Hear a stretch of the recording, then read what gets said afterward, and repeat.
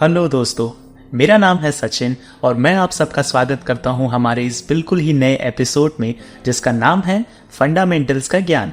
दोस्तों, इस एपिसोड में हम जानेंगे बेसिक्स ऑफ फंडामेंटल्स के बारे में, सीखेंगे कि किस तरह से इंडियन स्टॉक मार्केट में फंडामेंटल्स का इस्तेमाल किया जाता है और फंडामेंटल एनालिसिस का इस्तेमाल करते हुए आप किस तरह से अपने लिए एक राइट स्टॉक पिक कर सकते हैं। तो चलिए समझते हैं। दोस्तों, पहले समझते हैं कि इंडियन स्टॉक मार्केट वर्क कैसे करता है। बेसिकली इंडियन स्टॉक मार्केट एक कंपनी और एक इन्वेस्टर को साथ में लाने का काम करता है थ्रू एन एक्सचेंज जिसका नाम है NSE and BSE। NSE and BSE पे कंपनीज अपने शेयर्स को लिस्ट करते हैं और हम और आप जैसे इन्वेस्टर उन कंपनीज में पैसा लगाते हैं। ये एक विन विन सिचुएशन है। एज अ कंपनी आपको कोलैटरल फ्री फंड मिल रहा है जो कि आप लॉन्ग टर्म में अपनी कंपनीज की ग्रोथ के लिए यूज कर सकते हैं, और एज एन इन्वेस्टर आपको ऐसी कंपनीज में इन्वेस्ट करने का मौका मिल रहा है जिनका फ्यूचर बहुत अच्छा है और लॉन्ग टर्म में कंपनीज के प्रॉफिट में आपका एक पर्टिकुलर शेयर्स है। दोस्तों, एक्सचेंज पे ट्रेड हो रहे हजारों कंपनीज में से अपने लिए एक राइट स्टॉक पिक करना एक बहुत ही डिफिकल्ट टास्क है और यही हमारी मदद करता है fundamental analysis. Fundamental analysis basically 3 parameters पे काम करता है। पहला है मेथोडोलॉजिकल असेसमेंट।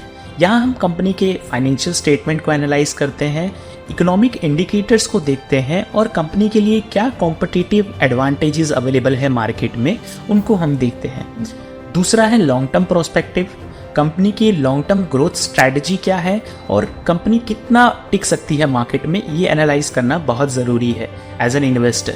और तीसरा है रिस्क इवैल्यूएशन। हमें ये जानना बहुत ज़रूरी है कि इन्वेस्टमेंट के साथ साथ किन तरह के रिस्क एसोसिएटेड है उस इन्वेस्टमेंट में, ताकि हम लॉन्ग टर्म की वॉलेटिलिटी में घबराए ना और अपने इन्वेस्टमेंट पे टिके रहें। दोस्तों, फाइनेंशियल स्टेटमेंट फंडामेंटल एनालिसिस का एक बहुत ही इम्पॉर्टेंट हिस्सा है क्योंकि इसी से हमें कंपनी के साल भर का पूरा लेखा जोखा पता चलता है। तो चलिए समझते हैं कि फाइनेंशियल स्टेटमेंट में ऐसा क्या होता है। फाइनेंशियल स्टेटमेंट बेसिकली 3 चीज़ों को मिला के बनता है। पहला है बैलेंस शीट। इससे हमें कंपनी के total assets and total liabilities के बारे में पता चलता है, जिससे हमें कंपनी का फाइनेंशियल पोजीशन क्या है वो पता चलता है। दूसरा है प्रॉफिट एंड लॉस स्टेटमेंट। इससे हमें कंपनी के टोटल रेवेन्यू और टोटल एक्सपेंडिचर के बारे में पता चलता है, जिससे हमें कंपनी के फाइनेंशियल परफॉर्मेंस के बारे में पता चलता है। और तीसरा है कैश फ्लो स्टेटमेंट। ये एक बहुत इंपॉर्टेंट स्टेटमेंट है जिससे हमें कंपनी की लिक्विडिटी के बारे में पता चलता है और साथ ही पता चलता है कि कंपनी का फाइनेंशियल हेल्थ कैसा है।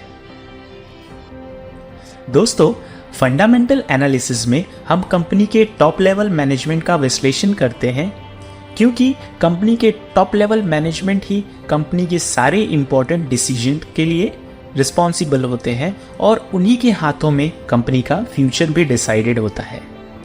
कंपनी की मैनेजमेंट को इवैल्यूएट करने के लिए हम कुछ इंपॉर्टेंट पैरामीटर्स का ध्यान रखते हैं, जिसमें पहला है कंपनी की लीडरशिप क्वालिटी, दूसरा है कंपनी की ग्रोथ स्ट्रैटेजी और तीसरा है कंपनी अपने कॉरपोरेट गवर्नेंस को कैसे मैनेज करती है।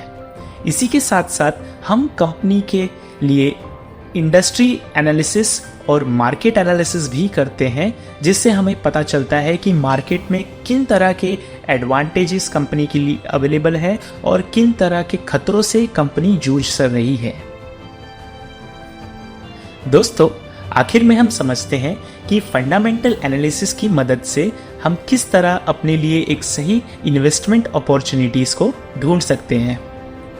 फंडामेंटल एनालिसिस हमें मार्केट में अवेलेबल ढेरों स्टॉक में से एक फंडामेंटली स्ट्रॉन्ग अंडरवैल्यूड स्टॉक्स को ढूंढने में मदद करता है। फंडामेंटल एनालिसिस हमें अच्छी ग्रोथ पोटेंशियल स्टॉक्स को ढूंढने में मदद करता है और आखिर में फंडामेंटल एनालिसिस की ही मदद से आप अपने रिस्क को मिनिमाइज कर सकते हैं और मार्केट की वोलेटिलिटी में पूरी भरोसे के साथ खड़े रह सकते हैं।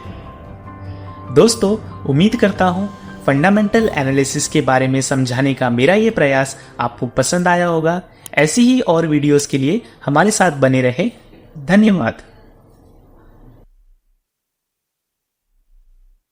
Investment in securities market are subject to market risk. Read all the related documents carefully before investing.